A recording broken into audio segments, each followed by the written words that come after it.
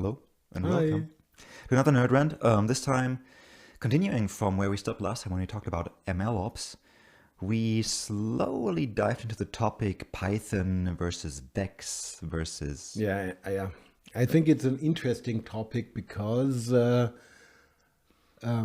are very involved with Python implementing this ML ops thing. And I am currently trying to, for my research project at the university, I'm trying to build some image processing add-ons for Blender. Why do you do that? Because it's open source. The host application is open source, Yeah. so everybody can use it. And both share the fact that we both use NumPy inside of Python for doing things. So I am involved with Python. You are involved with Python. Both of us, we find ourselves facing Python code, and that is why we decided to talk about Python versus Vex. And both of us have a background in Vex or more C-style languages than Python is. I mean, Python is C-style also, but it's a bit. Weird. Yeah, let's say my love for Python hasn't blossomed yet. Yeah, same with me. Why is that? It is because I am not a computer scientist. I am not even a good programmer. I am a script kiddie. And I like to translate my mental processes directly into code. And that means if I'm inside of Houdini and I'm running over some points, I want to have a loop running over some points. Then I can make sense of what's happening. First the first point, then the next point, and then the third point. If the points happen to consist of a vector, say the position, then I can make sense of a loop running over the points and then another loop running over the components of the points. You can do this in Python. The big problem with Python is it's an interpreted language. So basically it's not a it is a programming language, but you can think about it as being an application like Houdini where you interact with the application through writing code instead of putting down nodes. And that means it is slow. Often it is slow. And that is why this approach, brute forcing over a list of points, does not work that well inside of Python. Instead, you have to find other ways of getting the speed back. And one of these ways, for example, is NumPy, where you are working with large arrays. And should I elaborate a little on why NumPy is faster than not using NumPy? The big problem with Python is meant as a general purpose scripting language to do stuff easily. And that is why Python is weakly typed. That means if you define a variable, you don't have to specify the type of the variable. And that is my main gripe with Python. I hate that. Exactly. I mean, if you just put down something simple, it is of course nice not to have to worry about the data type. But if you want to do number crunching, that gets into your way because on each and every call, if you just want to see the value of a variable, Python has to check the type.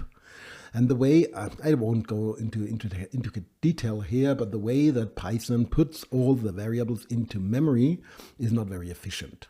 C is very efficient. C just has a consecutive list of values in memory. They have all the same size. That is basically the data type. And that means if you are running through an array or over an array in memory, you just go through memory, right? That is efficient as it gets. Python is not that efficient because it scatters its data around throughout the memory space and has metadata for everything. And to retrieve all of this is costly, takes time. So just creating a loop like with Vex is usually not a good idea because it will be slow. So you have to rely on something else. And fortunately, there is this library called NumPy. And what NumPy does is it brings the speed back, but at a cost. And the cost means NumPy is only fast because the looping inside of NumPy is done in C. NumPy is written in C.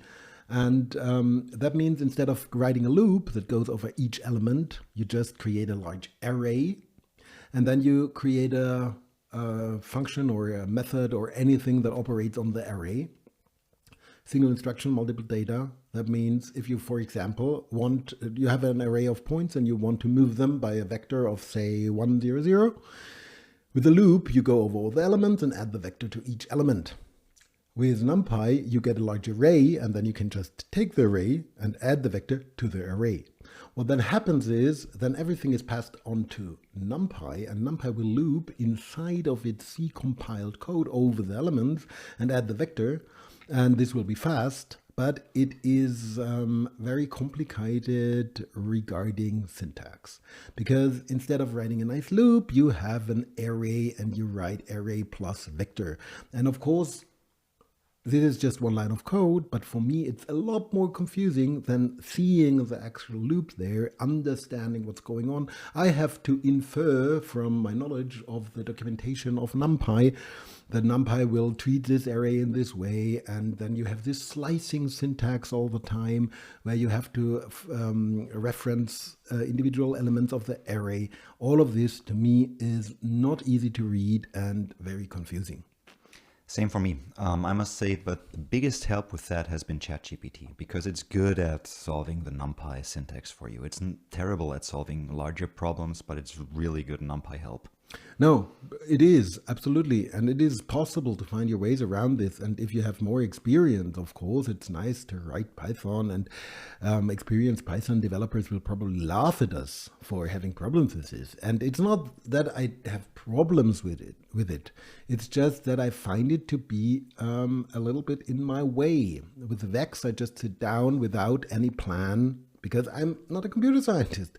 Without any plan, I just think about the algorithm, and then I develop the algorithm on the fly, on the go. But don't you think that's also just down to being used to Vex and programming in it for 5, 6, 7 years now? I really don't think so. I think it's a way that Vex works. It's a C-style language, no object orientation there. It's just procedure after procedure. You take your data, you do something to your data, and then you write your data back. It's an easy concept.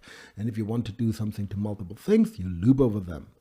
And that is easy to get. It's easy to read. It's all there. It's verbose, yes, but it's there.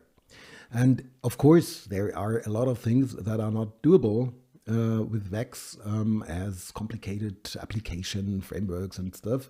But because Vex resides inside of Houdini, you have these nodes, and you can use the nodes to structure your data. And that is really a concept that I actually like a lot. Well, you could argue that Python makes it easier for newcomers, especially when iterating over a loop, because it's got such a plethora of iterators and iteration styles. Yeah, but that is actually, and it's a philosophical question, I think. I think it's cleaner, it's neater, it's smaller, but I don't think it's easier. If you have, say, you have a list in Python, say any list, call it list, my list, and you say for X in my list, which is actually a for each loop, that is shorter, but it's not easier to understand what's going on there. You have to understand the concept of an iteratable and what actually happened there, and then you have to understand that it puts the element currently processed as X and all of this. When you write a C-style loop, you declare exactly what is happening there. And the thing is, I think that you have to understand the inner workings of this to really get used to it and make use of it. So you have to understand the inner workings anyway. Without understanding what a loop actually is and what actually happens under the hood and where Python puts all the stuff in memory, you cannot understand why it's even necessary to use NumPy, for example, or why something does not work. And for that, I think C-style Vex is easier. The understanding why something works or doesn't work. I was dumbstruck when I first started out at one point, because I didn't realize that I assigned a variable to another variable, and it was just referencing this without copying it. For example, very, very good example, like the views concept in NumPy. Like you just copy an array, and it does not tell you if it does a deep copy or an instance. It just does what it prefers to do from the documentation. You can, of course, look it up, but you don't see this. In Vex, it's a little bit like this. Yeah. There is data that is referenced and other data is copied, and you have to look it up. Yeah. But with C, for example, this is not the case, but you decide what you want to do.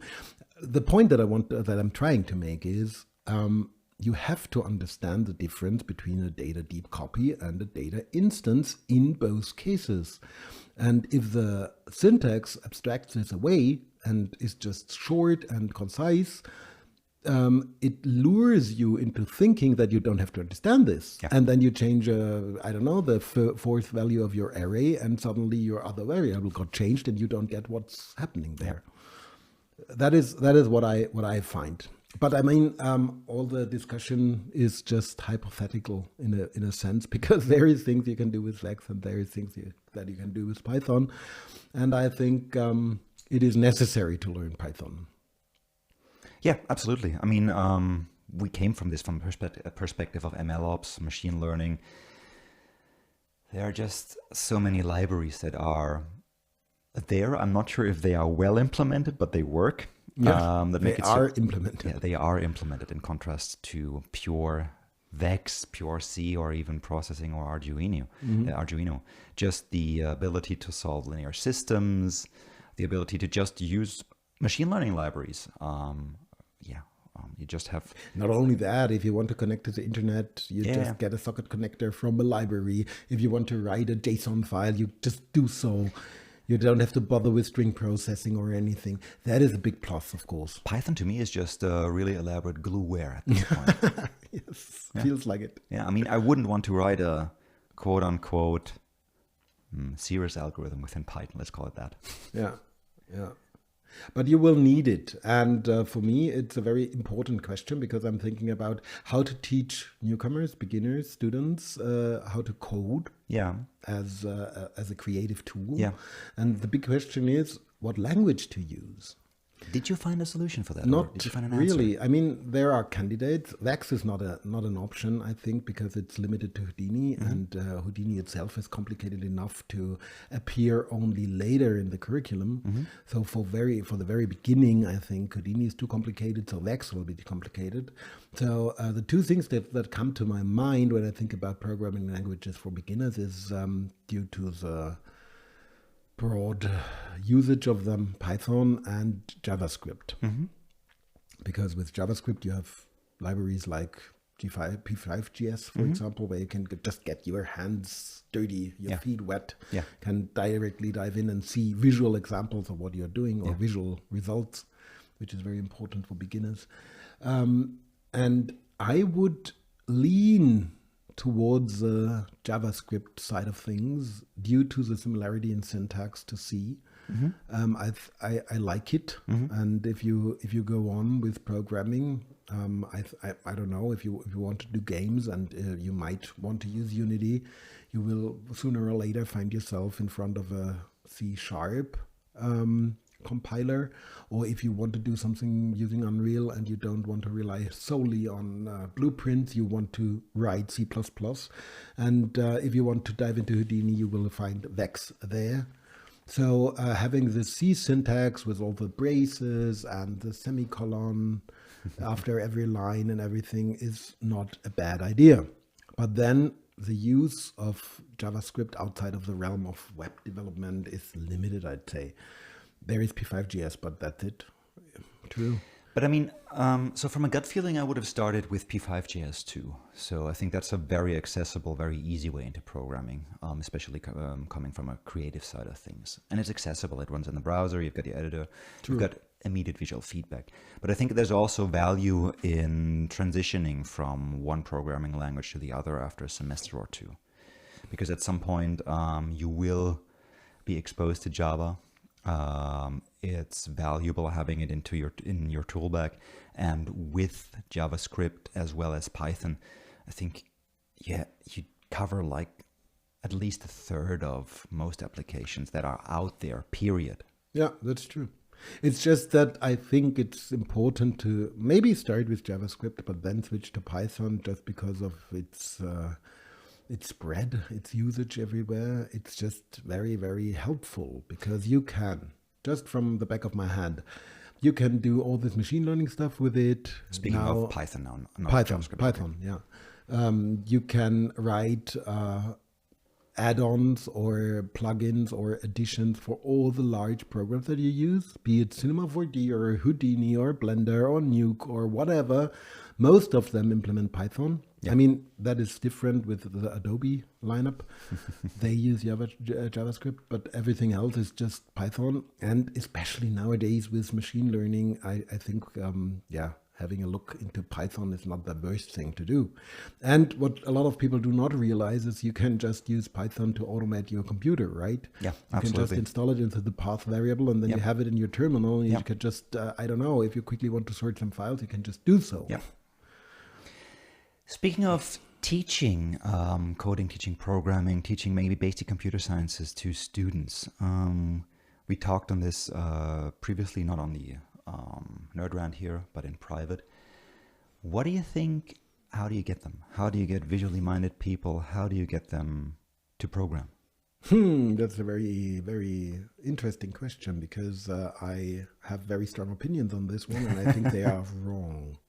What are your opinions, and in which regard are they wrong? My opinions are in favor of how I learn, and I always want to know how stuff works into the nitty-gritty detail. I want to, I once took a class from Stanford University called Programming Paradigms, where they explained how track records or activation records in C are built, and how the compiler actually handles things, and how memory is addressed and everything.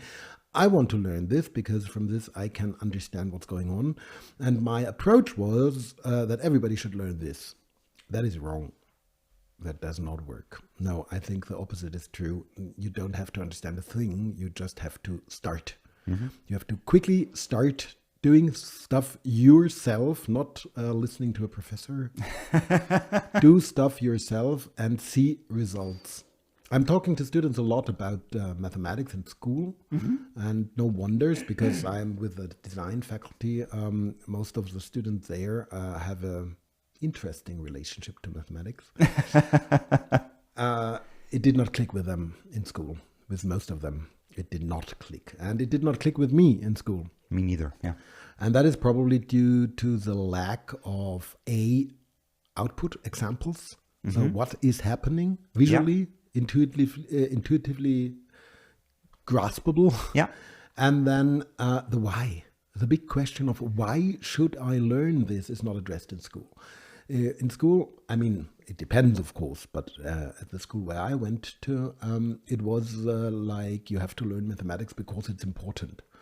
Nobody told me, what should I use it for? Yeah. Why do I have to find the inflection points of a parabola? Why? For what? And you actually, yeah. And also there was this, I mean, we went to the school in the 90s, and also there was this ignorant attitude that you have to know this by heart and you have to do this by heart, because you won't be carrying around a calculator all the time. And no, I'm not carrying around a calculator all the time. I'm carrying access to the internet. I'm carrying a full-blown computer around all the time now, maybe even on my wrist. Exactly. So that's an absolutely ignorant access Yeah. and approach to math. It is. And what I find is, as soon as you have a problem at hand that you want to solve, a visual problem, like I want to pack these circles into this box Yeah. because I like how it looks, Yeah. then suddenly people Have a are motivation. interested. Yeah, people want to know how Yeah. this works, not because of the beauty of the math. No. Because, to be honest, we are not mathematicians. I do get the beauty of abstraction and the beauty of mathematics, but that is not for us. For us, it is the practical, valuable output that we Absolutely. generate. And I think that is a way to teach this stuff. It's the same with programming. We want to have a solution. We want to do something cool. And for that, we have to climb this mountain. And if we start like this, then people get interested. Yeah, but it cannot stop there. I still think that all the more elaborate concepts underlying all of this programming stuff are important, but they have to come later. Yeah, so it's basically a reverse curriculum in contrast to what's typically taught at university. Yeah, but I think it's true for learning in general with a lot of people. Everybody is different, of course, but a lot of people learn like this. First, do something, then make sense of what you've done. Yeah. And my approach was first understand, then do. And that is valid, but it is not funny because you don't get results for so long. And I was mistaken when I thought people will get stuff from just listening to somebody talking. No. Usually, no. If you already know your ways around Python, for example, and you listen to somebody giving a talk about the ins and outs of, I don't know, intricate details about NumPy, then you probably might get something out of this because you've been there. Yeah. But if not... If you never used it, you need a concrete example first. Exactly. So, yeah, starting with P5.js maybe is a good idea because it's direct. You directly get something. 2D graphics is not that complicated. Yeah. It runs everywhere. Because that is another thing that is very, very important. For me, it always was a big plus that coding Vex just means firing up Houdini, laying down a wrangle, and then off you go. Yeah, no boilerplate. No boilerplate and no environment needed. Oh, yeah. And I mean, with Python, of course, you don't need an environment. You can just use the input-output in the console, but you cannot write anything with that. No. So you need a tool, and then there are several, and which one is good, and how do I even manage files, and where do I put my code, and stuff like that. Although I would argue that with Colab, or if you absolutely have to run it locally with Jupyter Notebooks, you nowadays have a decent tool to just start programming Python without caring too much about the boilerplate. That is true. Yeah, that is true. It gets better. And you can, of course, lay down just the Python node inside of Houdini. Well, you can do that as well. But then you have to learn the API again. Exactly. Which you have to know Houdini. True. That is probably something that is important to mention too for absolute beginners. If programming newbies are listening, there is two sides to programming.